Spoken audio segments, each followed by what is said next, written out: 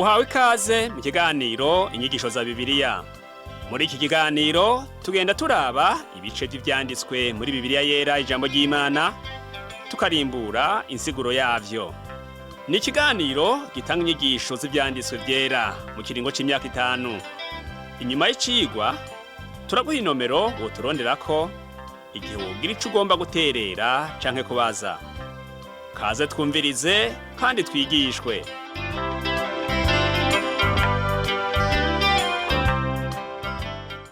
Nshuti nawe mugenzi utwumviriza muri iki cigwa c'inyigisho za Bibiliya, ndakuramukije amahoro y'Umwami wacu Yesu Kristo abane nawe.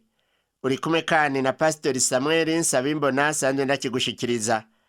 Mu cigwa giheruka twaganiriye ivyerekeye inyigisho nyinshi Yesu yahaye abamuteze amatwi zivuga ivy'ubwami bwo mwijuru.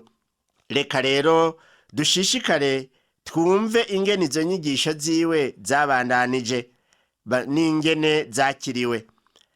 Turaza kurabira hamwe ivy'urupfu rwa Yohana Umubatizi, uwari yatanguye imbere y'igihe kwigisha ivya Yesu.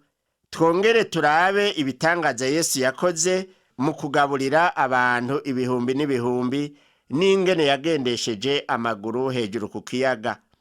Aha rero dushishikara kubona ukuntu ivya Yesu navyo bashishikara kubishibura, na cane cane abarongozi b'amadini. Ivyanditswe muri Bibiliya dushimikira ko ubu munsi ni mu butumwa bwiza uko bwanditswe na Matayo mu gihimba ca 14 duhereye ku murongo wa mbere kugeza 26.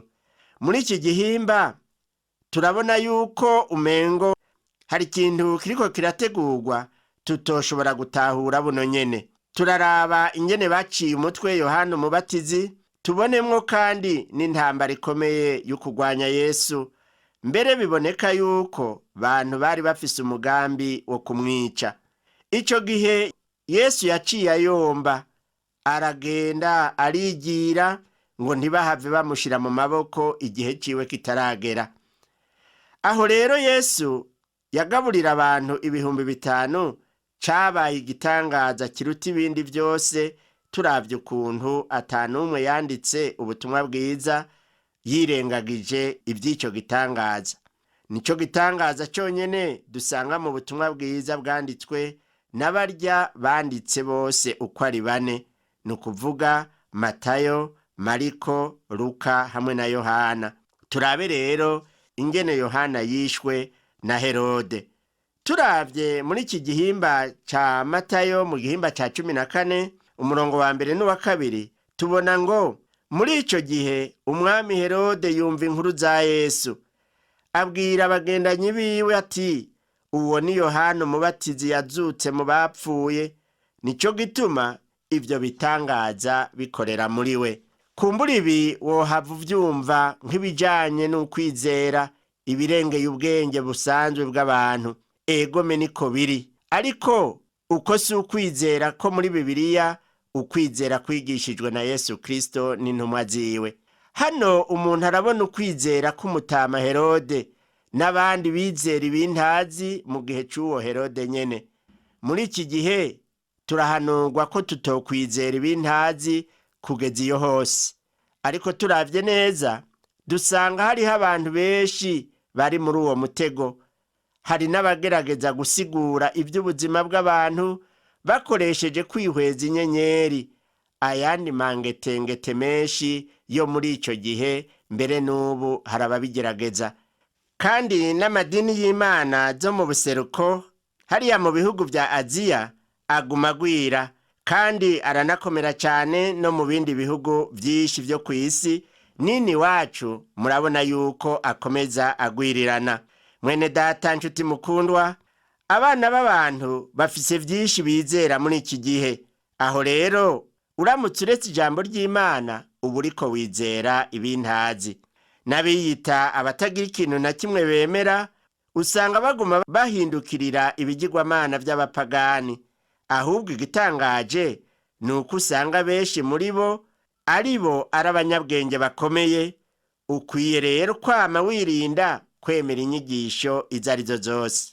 Imirongo myinshi itangura iki gihimba ca 14 igenda ikora ku vyaba muri ico gihe.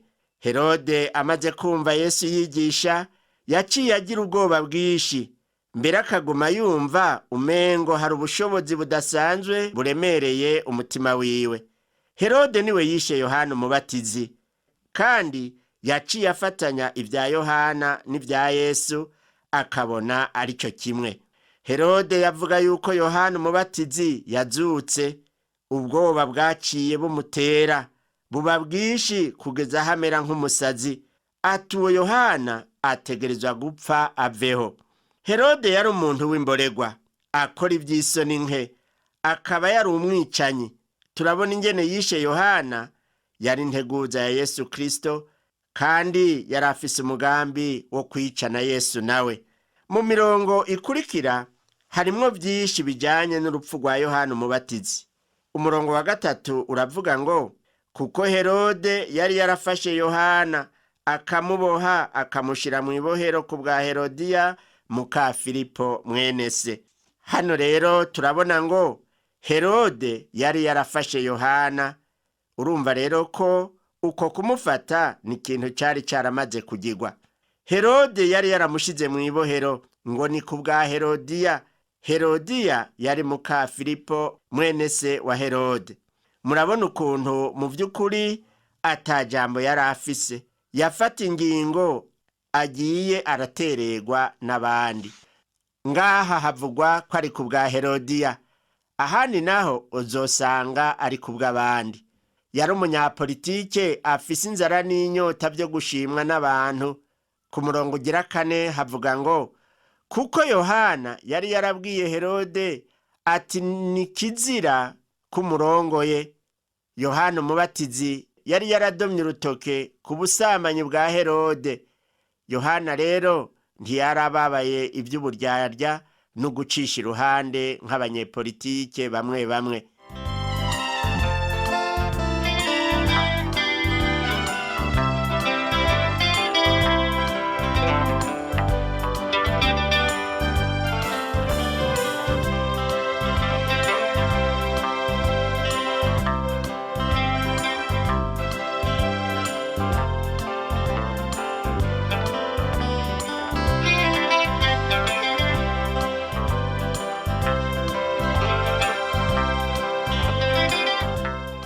Turabe ku murongo wa 5. Yagomba kumwica, ariko atinya abantu kuko bamwiyumvira ko ari umuntu avugishwa n'Imana. Aha rero turabona ko Herode yatinya abantu. Ku murongo wa 6 tuca tubona havuga ngo, umunsi wo kwibutsa ukuvuka kwa Herode ushitse, umukobwa wa Herodiya atambira hagati ya bose anezereza Herode. Umutima wa Herode rero wari wuzuyemwo ubugunge no kwifuza, kandi ico gihe yabana n'umugore wa mwene se, kandi Yohana Umubatizi yari yaramubwije ukuri yuko kubana n'uwo mugore bitari vyemewe. Umurongo w'indwi tubona ico Herode yakoze, ariko aramwemera ivyo akwiye gukora, ngo nico catumye amwemerera amurahiye ko amuha ico yomusaba cose. Yari yiteze yuko uwo mukobwa asaba ikintu c'ingirakamaro kizimvye cane cane cumvikana. Ariko turavye umurongo w'8 haravuga ngo, nawe amaze koshwa na nyina ati mpera ngaha ku nkoko umutwe wa Yohana Umubatizi. Mbega umubabaro ukomeye! Uwo mugore Herodiya nawe nyene yari yabaye wa Herode neza, yari ameze nkawe. Ugusaba kwiwe kwabayemwo ububisha bukomeye, busunitswe n'inyota mbi yo kwihora Yohana, kuko yari yaramuvuze nabi, akadoma urutoke ku caha yari yakoranye na Herode. Umurongo w'9 uravuga ngo, buno umwami arijigwa, ariko ku bwa zandahiro no ku bw'abasangira nawe ategeka ko bawumuha. Mwibaze imico y'uwo mugabo. Yaratinya ico abashitsi bohava bamuvuga ko kubera isezerano yatanze ntarishitse. Raba umurongo wa 10 n'uwa 11 haravuga ngo, atuma mwibohero ngo bace umutwe Yohana bazana umutwe wiwe ku nkoko bawuha wa mwigeme awushira nyina.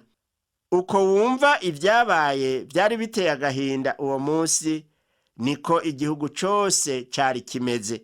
Umutwe wa Yohana warakerewe uhabwa umukobwa ku nkoko ahejeje gutamba. Nubu abana b'abantu niko bameze. Ukwifuza n'ukwica bifise ikibanza kinini mu kubaho kw'abantu muri iki gihe. Hano turabona ko umurongo wa 12 uvuga ngo abigishwa biwe baraza bajana ikiziga baragihamba, maze baja kubikira Yesu. Bagiye kubwira Yesu inkuru mbi yuko Yohana yapfuye. Ikiziga ciwe baca baja kugisaba Herode kugira ngo bamujane kumuhamba. Maze mu rupfasoni n'urukundo rwinshi baramuhambye. Ubu naho turabe rero ingene Yesu yaciye yibviraho, kuko yarazi yuko ubwoba bwa Herode bushobora gutuma akora n'ayandi marorerwa. Yesu yarazi cyane uwo mugabo, akagomba rero kwirinda ngo ntahavagira isanganya isaha yiwe itaragera. Umurongo wa 13 uravuga ngo Yesu avyumvise arahava, agenda mu bwato aja ahantu h'agahinga kwihererayo. Ishengero rivyumvise riva mu bisagara rimukurikira rijanye inkengera, nukuvuga inkombe y'ikiyaga. Umwami Yesu yafashe ubwato arajabuka aja hakurya y'ikiyaga c'i Galilaya, ariko isinzi ry'abantu ryaciye rihafata n'amaguru riramukurikira. Bemera kuva mu gisagara barimwo kuko ntibagomba ko yobavamwo. Baciye bajana inkokoro, nukuvuga inkengera canke inkombe y'ikiyaga, bamusanga hakurya yaco. Niho rero duca dutahura ukuntu abantu bakunda Yesu. Umurongo wa 14 havuga ngo avuye mu bwato abona ishengero ryinshi rimutera akagongwe abakiriza abagwaye. Ikindi tubona ngaho nuko mu kumukurikira abantu batasize inyuma n'abagwayi babo, maze uwo munsi akiza abagwayi ibihumbi n'ibihumbi. Ibyakoretse uwo munsi ntawo bigereranya n'ibikoreka mu makoraniro y'uwo munsi, ntawo bigereranya n'ugukiza ko mu bitaro n'ahandi. Oya namba, ibyo Yesu yakoze birengeye ibyo umuntu wese yoshobora kwibaza. Noneho yahavuye agaburira n'abantu bose bari ngaho barahaga.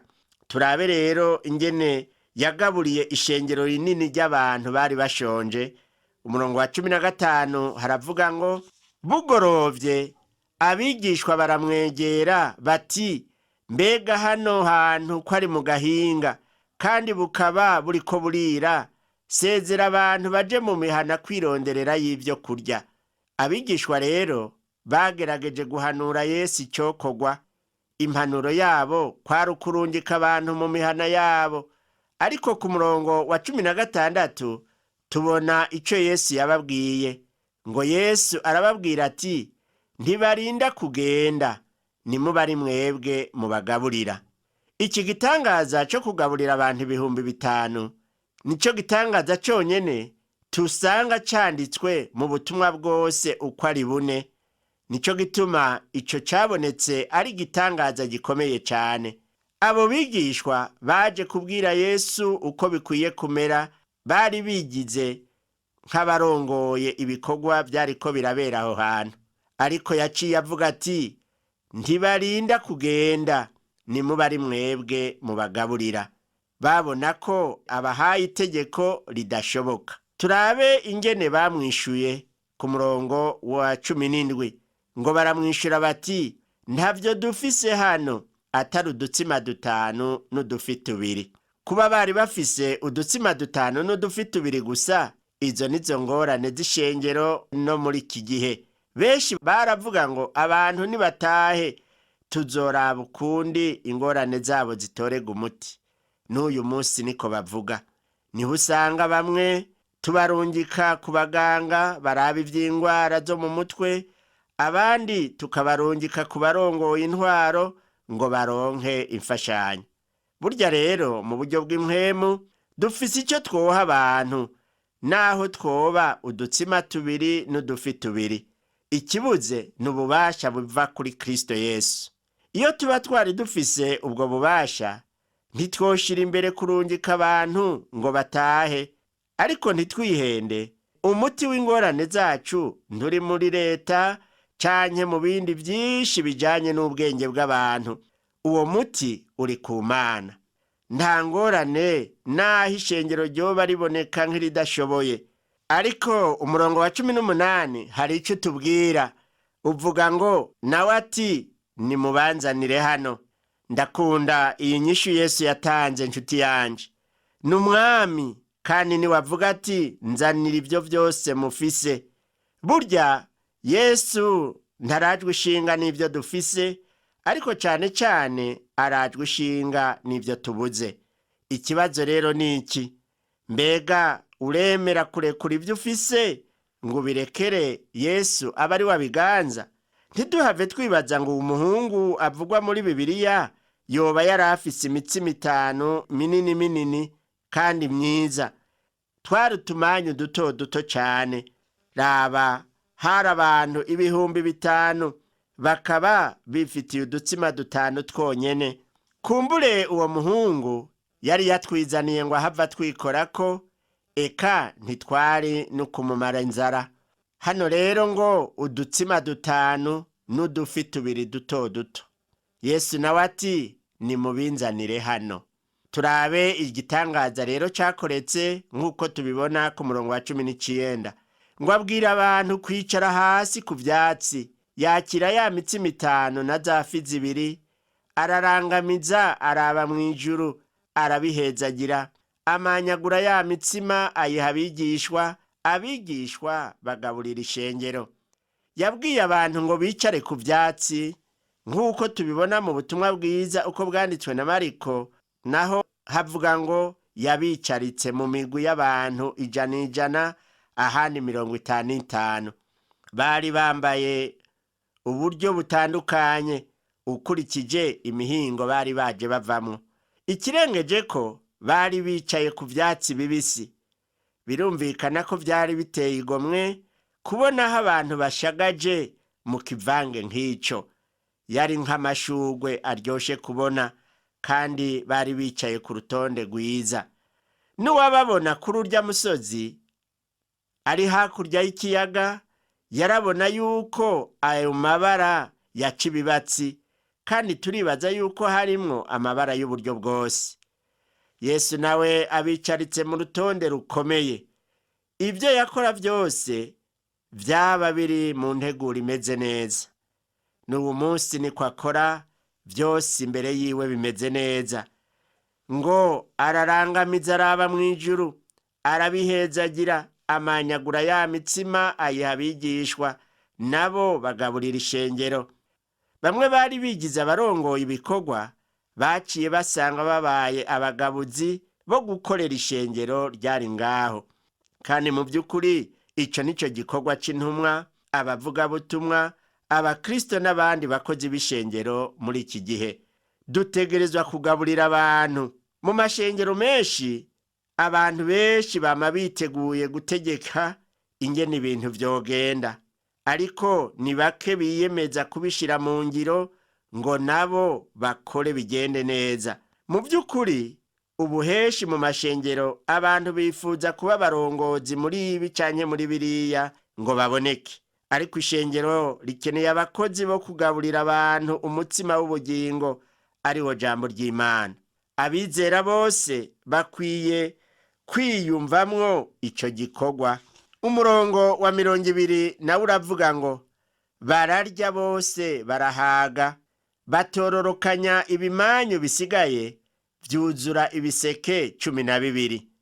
Ndibaza yuko kwegeranya utumanyu nk'utwo kwari ukubika ibimanyu biboneka vy'imitsima, hakaba n'iyindi mitsima itigeze iribwa ko kuko imitsima yari yabaye myinshi. Murabe ingene hasigaye ibiseke 12 vyuzuye imitsima n'ifi. Kubona harasigaye ibiseke 12 vyuzuye, ni ukuvuga ko bose bari bamaze guhaga. umurongo wa 21 uvuga ngo kandi abariye bari abagabo nk'ibihumbi 5 ukuyemwo abagore n'abana. Hari rero abantu b'abagabo ibihumbi 5 tudashizemwo abagore n'abana. Iyumvire hamwe umugabo umwe yoba yazananye n'umugore wiwe hamwe n'umwana umwe.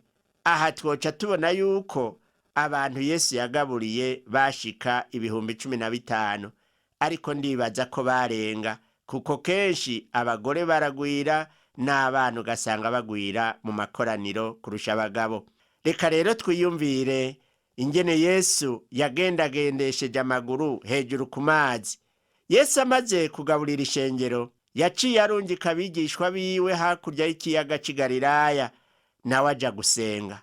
Ku murongo wa 22 haravuga ngo uwo mwanya agobera abigishwa ngo batambukire mu bwato babe barajabuka hakurya, nawe abanze gusezera ishengero. Mu gitabo c'ubutumwa bwiza uko bwanditswe na Matayo hari byinshi bitavuzwe bijanye no kurangiza uwo mwanya wari uheze Yesu ahejeje kugaburira abantu. Matayo aravuga ko yabarungitse byihutirwa, ariko nta sigura atanga kuri vyo. Dusomye mu butumwa bwiza uko bwanditswe na Yohana igihimba ca 6 umurongo wa 15 niho tubona icabitumye, kuko haravuga ngo Yesu amenye ko bagira baje kumufata ngo bamwimike, asubira ku musozi ari wenyene gusa. Uravye rero ingene Matayo yavuze ibyo Yesu yakoze, wo kwibaza igituma atashimikiye kuri uko kugomba kumwimika n'ingoga ngo abe umwami. Uko abantu bavyiyumvamwo vyarerekana ko Yesu ari umwami, naho batorinda kugira amatora canke ngo barinde kumwimika ku nguvu. Ubwami bwiwe ntibwategerezwa kwerekanwa n'ukugomba kw'abantu, kwari mu bugombe bw'Imana, nk'uko tubisoma muri Zaburi ya 2 umurongo w'8 n'uw'9. Harerekana ko yahavuye yitwa umwami abantu babigomba canke batabigomba. Mu butumwa bwiza rero uko bwanditswe na Matayo igihimba ca 14 umurongo wa 23 n'uwa 24 haravuga ngo ahejeje gusezera ishengero aduga umusozi gusenga yiherereye. Bwagorovye ari wenyene gusa. Ubwato bushitse hagati mu kiyaga buzungagizwa n'imipfunda, kuko umuyaga wari ubuturutse imbere. Umwami Yesu ari mu masengesho ku musozi, abigishwa biwe nabo bari mu kiyaga c'i Galilaya mu muzitanya no mu gihuhusi gikomeye c'umuyaga. Bari mu ngorane. Ivyo bikwiye kutwigisha n'uwo munsi. Umwami wacu Yesu Kristo yagiye kwa Data, none yicaye iburyo bwiwe. Natwe turi ngaha mw'isi mu kiyaga kizungagizwa n'igihuhusi gikomeye, turi ahantu mu ngorane. Ndakunda umurongo wa 25 wo uvuga ngo buri mu guca aza aho bari agendesha amaguru hejuru ku kiyaga. Buri mu guca ni ukuvuga mu gitondo. Hari havuye abateramyi 3 bari bagiye barakurakuranwa. Ubu rero buri mu guca. Iyo niyo saha Yesu yatambutse hejuru ku mazi, ariko aragenda iyo abigishwa bari. Kandi ndibaza yuko igihe nk'icyo aricyo tuzoba tugezemwo, aho Yesu azozira gutwara ishengero ryiwe. Kristo niwe nyenyeri yo mu gaturuturu ikayanganira ishengero. Uwo niwe azokura iryo shengero mw'isi. Ntituzi umunsi azozira, ntihagira umuntu n'umwe yohava besha ngo arazi ico gihe, ngo arazi uwo munsi. Ariko ico tuzi nuko aho Yesu azozira, turavye nuko ahisi igeze, mu vy'ukuri tugeze kw'isaha yuko buri hafi guca. Ijoro rirakuze bugira buce. Umurongo wa 26 uravuga ngo abigishwa bamubonye agendesha amaguru hejuru ku kiyaga basimbwa n'umutima, bati ni igihume, bahindishwa agashitsi n'ubwoba. Mwibaze hano ingene ivyari bimeze nshuti yanje. umwami wacu Yesu Kristo ariko aragendesha amaguru ku mazi, kandi yari amaze umwanya ku musozi. Abasoza bariko baragerageza gusoza ubwato, ariko igihuhusi cariko kirabankira. Bamubonye bati ni igihume, baturagarishwa n'ubwoba. Ico gihe baremeye gose yuko ibihume bibaho, naho hari benshi biyumvira ko bitabaho.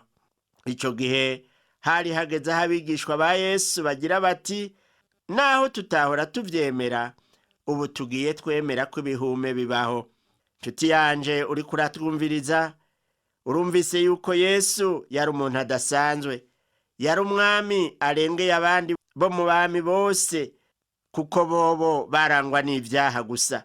Ariko wewe ibitangaza yakoze vyaraboneka ko biva mu bubasha bw'Imana ishobora vyose, naho atari benshi babitahuye. Ababitahuye rero uwo munsi nibo baciye bamwizera nk'umwana w'Imana. Nawe nyene ukwiye kumwakira nk'umwana w'Imana ukamwizera, kandi niwamwizera azoguha ubugingo budashira. Reka rero ndakwinginge kugira ngo uce bugufi dufatanye nawe gusenga kugira ngo Imana igushoboze. Mana Data wa twese uri mu ijuru, ndagukengurukiye ku mwana wawe ukunda Yesu Kristo yabaye inyishu y'ibibazo by'abantu bawe. N'ubu munsi Mana, uwo Yesu niwe nyishu y'ibibazo byacu. Ndasengeye umuntu yariko arakurikirana iki cigwa, yoba ari mu bibazo byo kwizera Yesu, numutabare umuhe kumwizera, kandi ari mu ngorane uzimukuremwo, hanyuma agendane nawe azoraga ubugingo budashira. Ndabisavye mu izina rya Yesu Kristo umwami wacu, amen. Cigwa cacu cyo kuri uno munsi igarukiye ngaha, naho ubutaha. Umwami Yesu aguhezagire.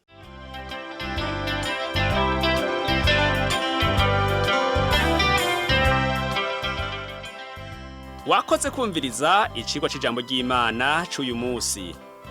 Ushobora kumviriza n'ibindi biganiro by'inyigisho za Bibiliya, canke ukabikwega kuri uru rubuga rwa interinete rukurikira: http utuburungu tubiri uturongo tubiri duhengetse ttb akaburungu twr akaburungu.org.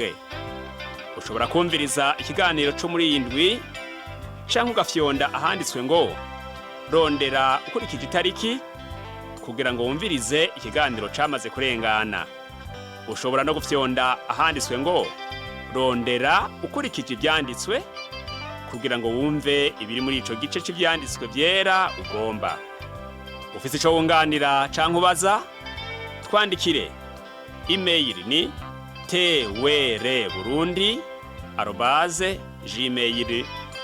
twr@gmail.com. Ushobora kandi kudusanga kuri Facebook yitwa TWR Burundi. Ushobora no kutwakura kuri iyi telefone yo mu biro.